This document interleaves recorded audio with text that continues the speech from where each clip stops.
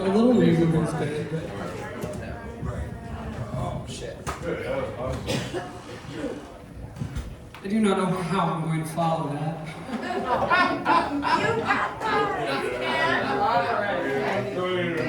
Well, here's the bar.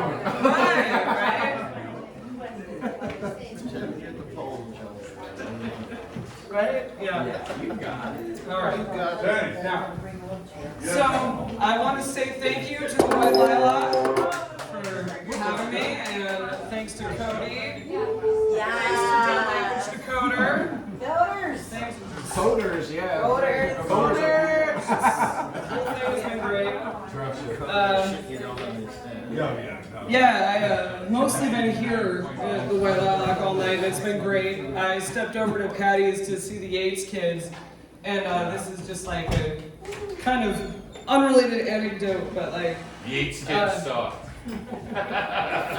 Awesome!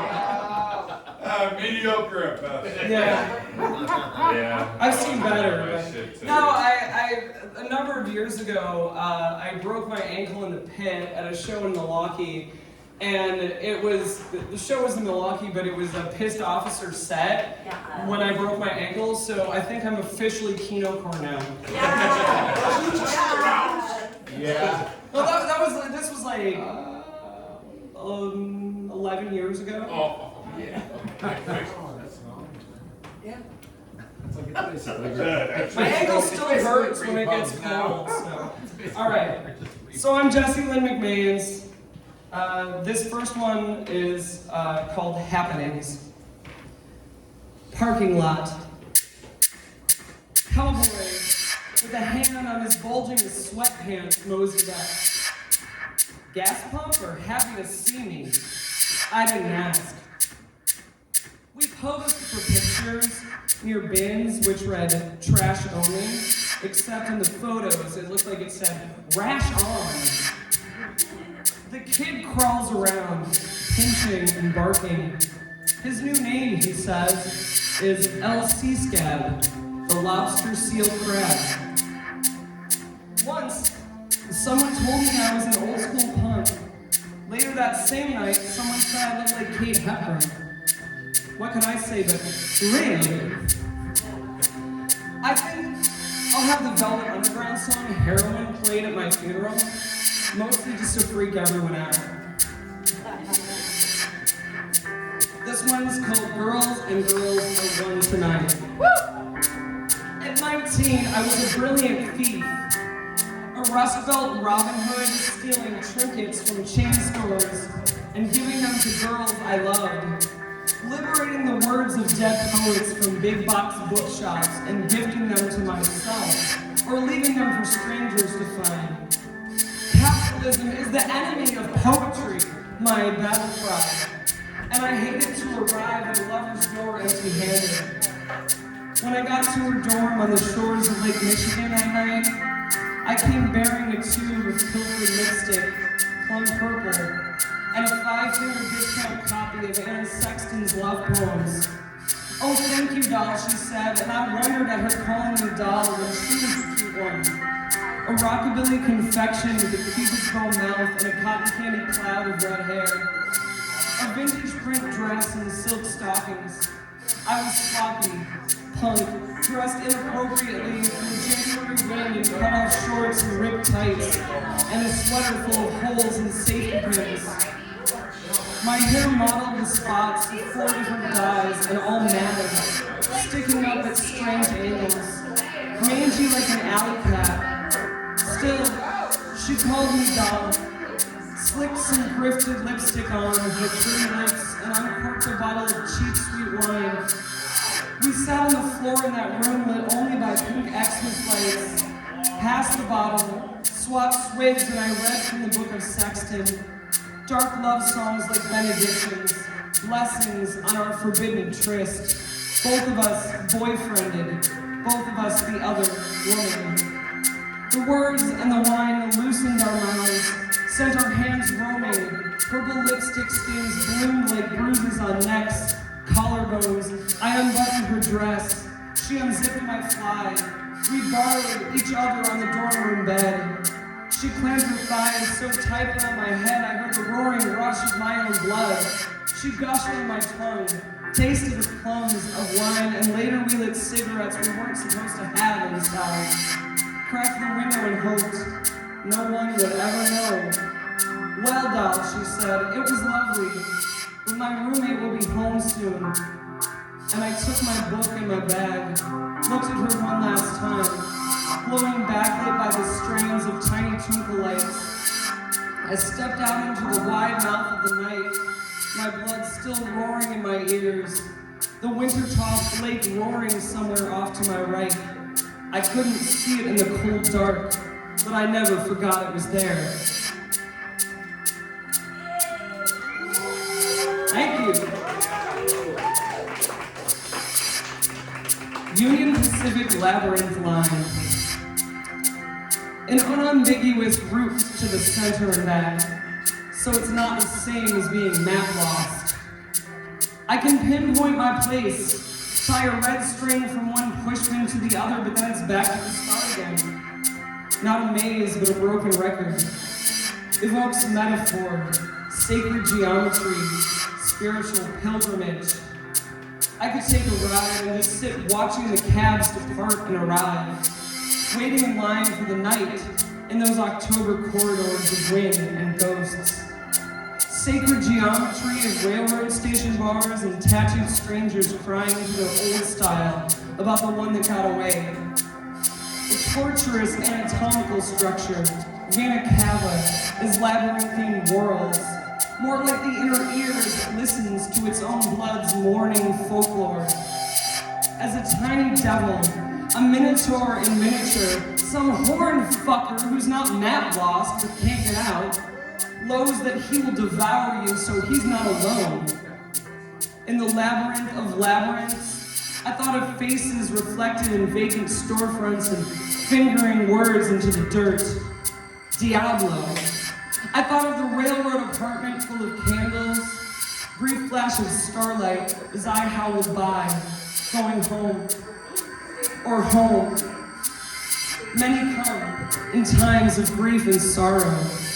Many share a bottle of night train with their devils. Contemplate throwing themselves like pennies onto the tracks. I should have drunk a Thunderbird instead. Behind that simple name lies a convoluted history. A history of nights spent sitting in my best friend's kitchen, listening to the trains pull out of the station, wishing I were on one, going home. A history in reverse, of wanting to leave the city and go home, to stand like a candle beneath my best friend's window. A vigil of one, a never home howl, flicker, melt. A woman was struck by an electric district train at the station in South Suburban Hazelcrest. The legend says the thread was golden. Why do I remember it red? The Operation Lifesaver program is used to help spread safety messages. Do not third rail yourself. Do not arc your body into electric light. Do not visit the district of howling ghosts, the district of stars and candles, the district of October taxicabs. When you meet a devil at the crossroads, hand over your bottle of bum wine, your broken record, and be on your way. Take photos of evening platforms and post them on social media. Photos of vacant lots and cracked backyards in the flickering starlight. Photos of bodies riddled with gold gunshots, bleeding red graffiti scrawls. Very top secret. Kids like us will be alone forever. Solo vigils. Old-style ghosts. Police recovered a backpack on the train platform which contained a suicide note. The thread is red because the Minotaur yanked an artery right out of my body. Gold blood rusted railroad red. My Minotaur, myself. It is the thread that binds me here. The devil's no different. All those blues singers met themselves at the crossroads, swallowed their own souls in exchange for a night train and a little gold, a little starlight game. All horned beasts, just us. Forever alone, pacing loops, our hooves wearing deep tracks into record grooves. Not map lost, but stuck here just the same.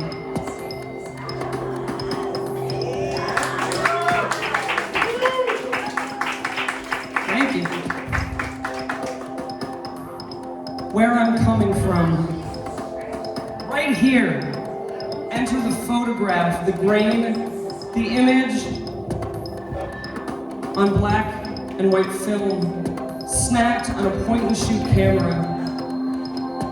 See my pierced lip mouth, see that it's moving into a goofy grin, my eyes wide and ringed with black liner. Note the black bandana hiding my tri-hawk, showing only a half-assed devil lock. Black headphones atop black.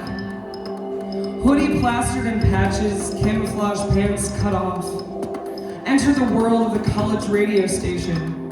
Washed out cast of overhead light, mics and sliders and dials, cords and wires, ancient PC and obsolete reel-to-reel. Bulletin board blanketed by faded Xerox sheets, diagrams, PSAs. See my best music friend just left of me. Long hair with bandana around her neck, but otherwise an almost mirror image. See also what you can't hear.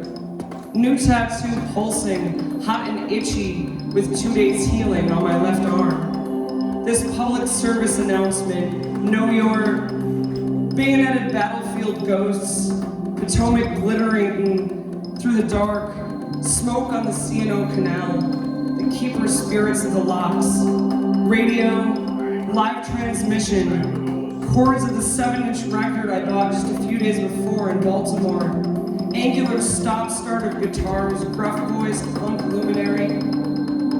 Look through my mouth and see me, the wordless song, the missing, the dusty bookcase, full of sloppily sewn-on patches, faded Xerox, full of thoughts, already writing this moment in my head to put in some future zine.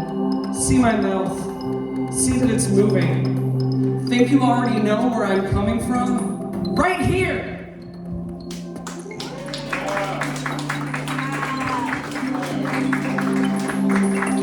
I still got time, right? Yeah, I know anything about like I timed everything, but it's never know when I'm on stage like how long it's been. This one's called Spook Hill. That night before we hit the bar, we drove away from one haunted place, that bird littered with dead blackbirds and the ghosts of soldiers, Union and Confederacy, and our own personal history, drove too fast around blue curves through mountains older than history, older than bones. On the tape deck was Bruce Springsteen's most haunted album, Nebraska.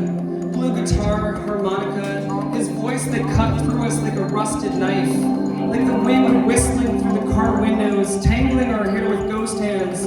We were far from Nebraska, in a different landscape, though just as haunted, so much history.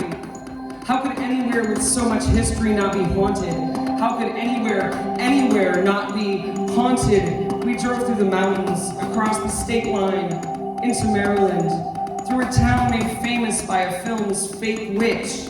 In search of real ghosts, we kept going, out to the outskirts, to the top of Spook Hill, top of the spooky old barn, down, counting off 6 telephone poles till we reached the bottom. We put the silver Pontiac in neutral and cut the headlights. The February hills were silent, silver blue with dusk and everything still, the world holding its breath. We held our breath and Bruce Springsteen kept singing and we waited for the soldiers. They were pushing a cannon up that hill in 1862, during the Battle of South Mountain. Died when the cannon exploded.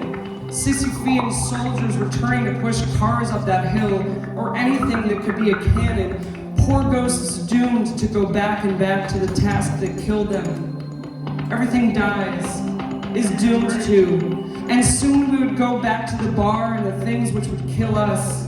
That is, if we made it off that hill. If there wasn't a car coming too fast through town, not thinking there might be an us stopped at the bottom. We didn't even think of that. We waited and then Slow came the ghosts, pushing the car backwards up that hill, slowly. In the rearview mirror, we saw the moon rising up on the other side, rising as we rose, slow but growing close, like we were on a collision course with it. There was the moon, silvered bone, big as the blues, older than everything, older than history, older than ghosts, older even than death.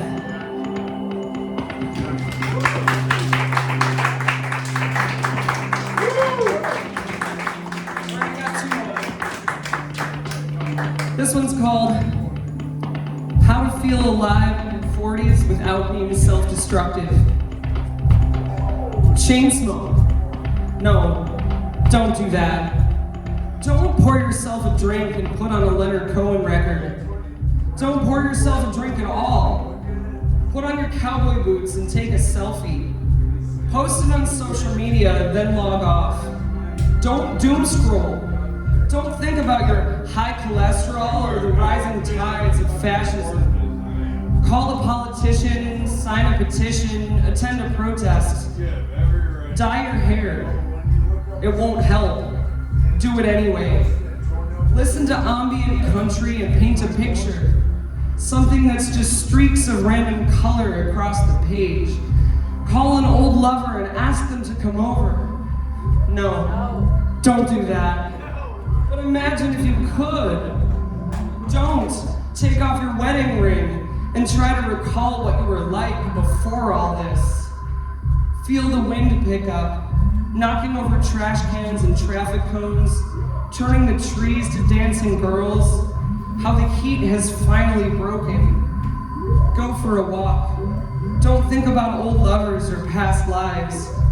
Don't think about drinks or your friends and their love troubles. Don't think about sitting by the fire pit last night, how the moths flew right into the flames. Woo!